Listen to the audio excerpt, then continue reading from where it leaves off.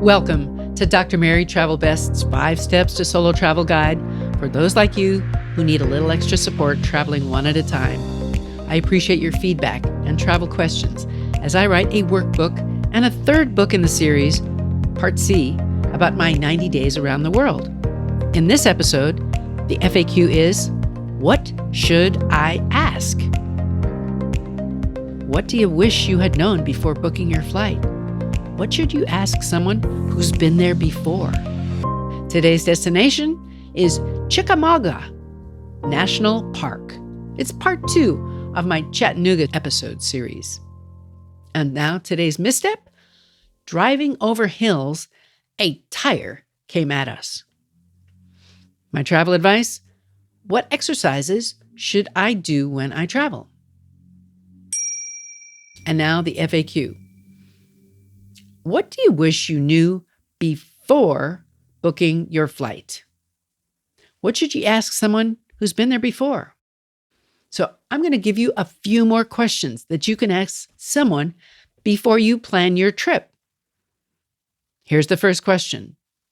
Did you experience any frustrations related to the destination or the actual traveling? Here's the second question. If so, what should people be aware of to avoid those frustrations, hopefully? Next question, what websites or services were the most helpful for planning and booking your trip? Next question, what advice would you give someone going there for the first time? And the last question, what was the most enjoyable or relaxing part of your trip? And now, today's destination, Chickamauga National Park. It's part 2 of the Chattanooga series. It's officially called Chickamauga and Chattanooga National Military Park. It's near Lookout Mountain. Use your National Park Pass for free entry. When I first visited Point Park, it's on the border of Georgia and Tennessee, and I spent about an hour exploring. It's across from the Visitor Center, which was built by the Army Corps of Engineers. You can see artillery from the Confederate fighting. Now, what was the battle? It was the Battle of Chickamauga. It was fought September 19th and 20th in 1863, and it marked the end of a Union offensive in southeastern Tennessee and northwestern Georgia called the Chickamauga Campaign. The battle was the most significant Union defeat in the Western theater of the American Civil War, and it involved the second highest number of casualties in the war, following the Battle of Gettysburg. It was the first major battle of the war in Georgia. The battle was fought between the Army of the Cumberland under Major General William Rosecrans and the Confederate Army of Tennessee under General Braxton Bragg, and was named for Chickamauga Creek, which meanders near the battle area in northwest Georgia and ultimately flows into the Tennessee River about 3.5 miles northeast of downtown Chattanooga. There's also a monument to peace. That's right. The New York Peace Monument symbolizes reunification and reconciliation. So if you go there, you can look for the marble and pink granite materials. You can visit the museum at the Oaks Memorial Observatory for views of the Chattanooga area from the terrace, and continue hiking the trails in other scenic views from Lookout Mountain. I first visited this area on a bus trip with my high school friends in the 1970s, and this was my first visit to return. I drove the 2 hours from Atlanta through small towns and highways, and finally to some neighborhoods and scenic drives. When you get to the neighborhood, you'll drive on windy roads that take your breath away. So this is a step 1 or step 2 destination for Dr. Travel Best and easy to explore independently or solo. There's also a cute visitor center with restrooms and a small museum.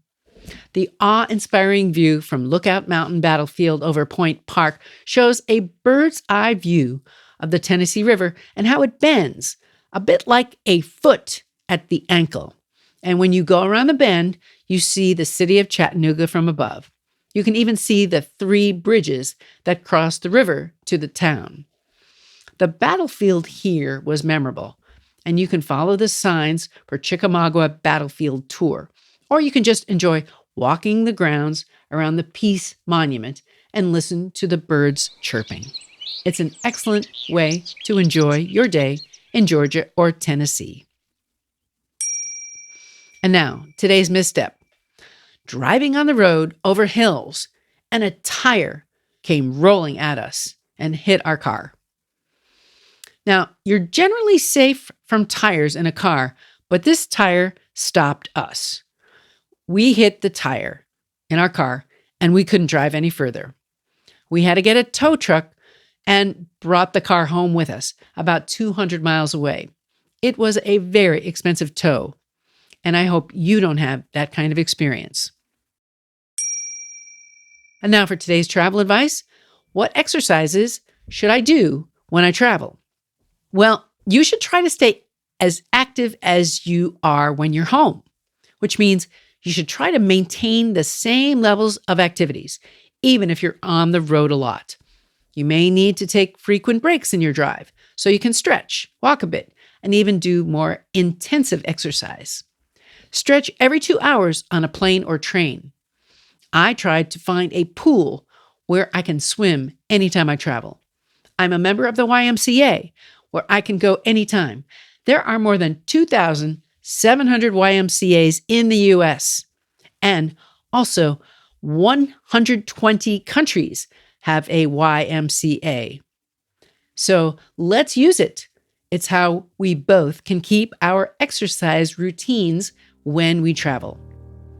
I want to bring meaning to your travel, so send me a question or a travel tip. Let's connect, and you can see the show notes for more details. What's on your travel bucket list? Tell the doctor and her team of women who travel the world seeking the very best. Dr. Travel Best, that is.